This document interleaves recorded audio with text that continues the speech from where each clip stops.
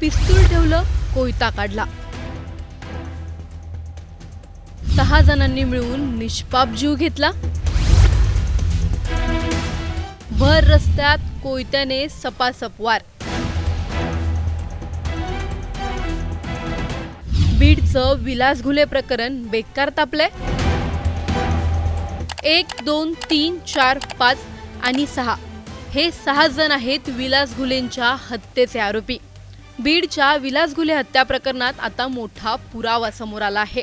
बीडमध्ये आज ज्या व्यक्तीसाठी रास्ता रोको आंदोलन आणि न्यायाची हाक दिली जाते त्या विलास घुलेंना इतक्या निर्घृणपणे भर रस्त्यात मारण्यात आलंय की हा CCTV पाहून तुमच्या देखील पायाखालची जमीन सरकेल. नेमकं हे प्रकरण काय आहे? का त्याला जिवंतपणी मरण यातना भोगाव्या लागल्या? त्या रात्री नेमकं काय घडलं? सर्व जाणून घेणार आहोत या व्हिडिओमधून. व्हिडिओ शेवटपर्यंत नक्की पहा आणि टाइम्स नाऊ मराठीच्या YouTube, Instagram आणि Facebook पेजला फॉलो करायला विसरू नका.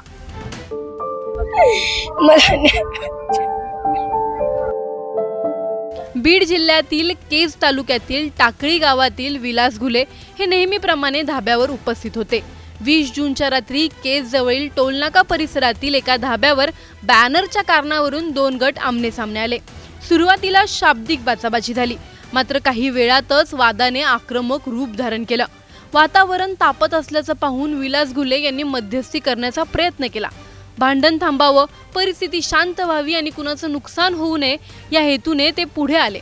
मात्र पुढच्या काही क्षणात घडलं ते धक्कादायक होतं. संतापलेल्या काही जणांनी विलास घुले यांच्यावर हल्ला केला. चाकूने त्यांच्यावर सपासप वार करण्यात आले. हल्ला इतका भीषण होता की काही क्षणातच ते रक्ताच्या थारोळ्यात कोसळले. उपस्थितांनी त्यांना तातडीने रुग्णालयात दाखल केलं, मात्र गंभीर जखमांमुळे उपचारादरम्यान त्यांचा मृत्यू झाला. या घटनेनंतर आणखी एक धक्कादायक बाब समोर आली. संपूर्ण हल्ला परिसरातील CCTV कॅमेऱ्यात कैद झाला असल्याचं समोर येतंय.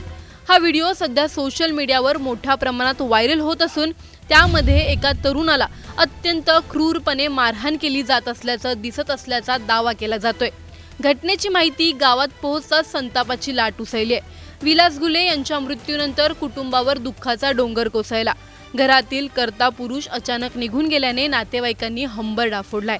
संतप्त ग्रामस्थ आणि कुटुंबियांनी आरोपींना तात्काळ अटक करण्याच्या मागणीसाठी केज पोलीस ठाण्यासमोर ठिय्या आंदोलन केलं. त्यामुळे परिसरात काही काळ तणावपूर्ण वातावरण निर्माण झालं होतं. पोलिसांनी अतिरिक्त बंदोबस्त तैनात करत परिस्थिती नियंत्रणात आणली. दरम्यान आरोपींचा शोध घेण्यासाठी विशेष पथकं तयार करण्यात आली असून तपास वेगाने सुरू असल्याची माहिती आता पोलिसांकडून देण्यात आली आहे. एका किरकोळ वादातून एका कुटुंबाचा आधार हिरवला गेलाय. भांडण थांबवण्यासाठी पुढे आलेल्या व्यक्तीलाच जीव गमवावा लागला. त्यामुळे हा प्रश्न केवळ विलास घुले यांच्या हत्येपुरता मर्यादित राहत नाही. प्रश्न आहे वाढत्या हिंसक मानसिकतेचा, किरकोळ कारणांवरून हातात शस्त्र घेण्याच्या प्रवृत्तीचा आणि कायद्याच्या धाकाचा. बॅनरसारख्या क्षुल्लक कारणावरून एखाद्याचा जीव जाणं थांबणार कधी? सार्वजनिक ठिकाणी वाढणाऱ्या अशा हिंसक घटनांवर प्रभावी नियंत्रण कोण आणणार? निष्पाप व्यक्तींचा जीव जाण्यापूर्वी यंत्रणा अधिक सतर्क होणार का? आणि सर्वात महत्त्वाचं म्हणजे विलास घुले यांच्या कुटुंबाला न्याय कधी आणि कसा मिळणार? हा प्रश्न आज केवळ त्यांच्या कुटुंबालाच नव्हे तर संपूर्ण समाजाला अस्वस्थ करून सोडत आहे. विलास घुलेंच्या या प्रकरणात तुम्हाला नेमकं काय वाटतं? आम्हाला कमेंटमध्ये नक्की कळवा. व्हिडिओ शेअर व लाईक करायला विसरू नका. तसंच अशा नवनवीन अपडेट्ससाठी आणि माहितीपूर्ण व्हिडिओजसाठी टाइम्स नाऊ मराठीला नक्की फॉलो करा. 2 दिवस झाले अंत्यविधी नाही. काय पोलिसांकडे मागणी? पोलिस काय कशा पद्धतीने याचा तपास करतात? अजून तर काहीच वेळ घेत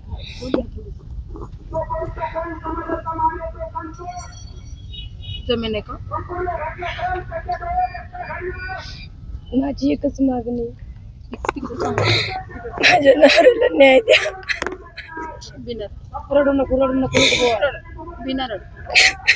तुम्हाला पोलिसांनी काय सांगितलं? आज 3 दिवस उलटले, मात्र अजून आणखीन तर कुठलाच आरोपी सापडला नाही, काहीच नाही. आणखीन तर मृतदेह तुम्ही ताब्यात घेतला. काय आता पोलिसांकडे नेमकं काय तुमचं मागणं असायचं? न्याय पाहिजे माझ्या नवऱ्याला. गरीब घराण्यातल्या मुलाला मारून टाकले त्यांनी, एके बायकोच्या नवऱ्याला. आरोपींना अटक करण्याची आणखी काही तुमची मागणी आहे का? गुन्हा दाखल करून व्यवस्थित पोलिसांनी घेतलाय कशा पद्धतीने तुम्हाला काय पोलिसांसंदर्भात तक्रार आहे? वेगाने त्यांनी तात्काळ हे करायला पाहिजे. माझ्या नवऱ्याचं ध्येय ताटून ठेवलेलं आहे माहिती का. 2 दिवस झाले त्यांचा तीळ करून त्यांचा जीव घेतला. त्यांच्या एवढं वेदना दिलं त्यांना. काही दोष नसताना त्यांना या जगातून घालवले. ही सगळी घटना घडली आहे मात्र पोलीस तुम्हाला व्यवस्थित पद्धतीने सहकार्य करतात. पोलिसांच्या बाबतीत तुमचं काय म्हणणं आहे? तपास योग्य पद्धतीने होतोय का नाही? त्यांनी आणखी माझ्यासाठी काही केलंच नाही. मी त्यांच्याबद्दल सांगणार काय.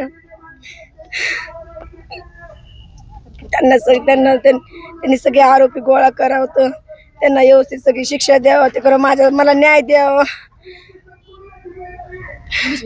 आणि माझी एवढीच मागणी, माझ्या मागे कुणाचाच आधार नाही. मी एकटी आहे, मला मूल नाही, बाळ नाही. माझा आधार माझ्यापासून हिसकावून घेतलाय. माझी सोय लावायला पाहिजे त्यांनी.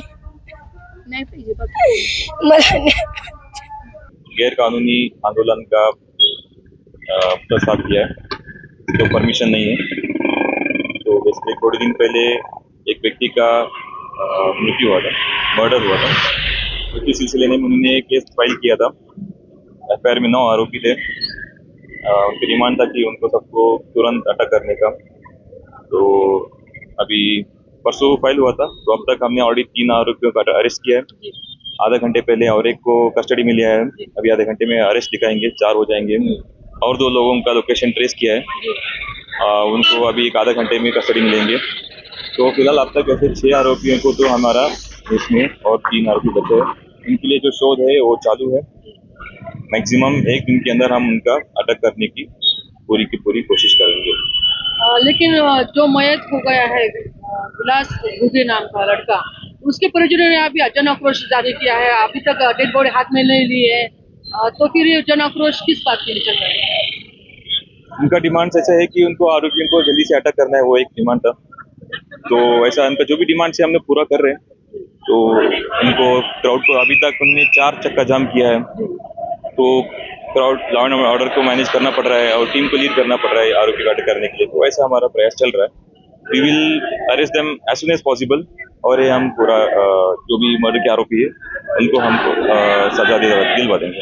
हे पूर्ण गोष्टीमध्ये पोलिसांनी तपास केला पाहिजे। आणि सध्या आमचा फिर्यादी जो सांगत आहे, कुटुंबीय जे नातेवाईक सांगत आहेत त्याप्रमाणे सौरव बजरंग सोनवणे ह्याच्यावरती गुन्हा नोंद झालाच पाहिजे। त्या मागणीसाठी हे सर्व लोक या ठिकाणी बसलेले आहेत। जर इथून पाठीमागच्या प्रकरणांमध्ये CDR वरती जर तुम्ही गुन्हे नोंद करून घेतले तर ह्या प्रकरणामध्ये देखील CDR तपासा। त्याच्यामध्ये जर दोषी असतील तर त्याच्यावरती त्या सहआरोपी 302 आणि ॲट्रॉसिटी ॲक्ट खाली ह्या सौरव बजरंग सोनवणेला तुम्ही केलं पाहिजे, अशी आमची सर्व समुदायाची मागणी या ठिकाणी।